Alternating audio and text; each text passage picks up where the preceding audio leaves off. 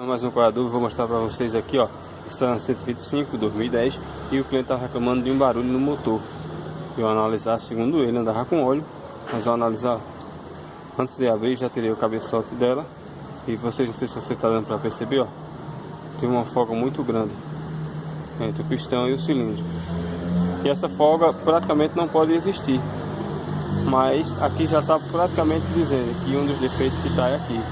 Podendo ter sido ocasionado pela falta de óleo, podendo ter sido ocasionado por uma temperatura maior, não sei, iria analisar ainda. Mas logo de início, ó, você está desmontando o motor, antes mesmo de você tirar ele por completo, analise isso aqui, veja se tem uma folga excessiva, porque quando ele está bom ele é bem justinho, ok? Curta, comente, compartilhe.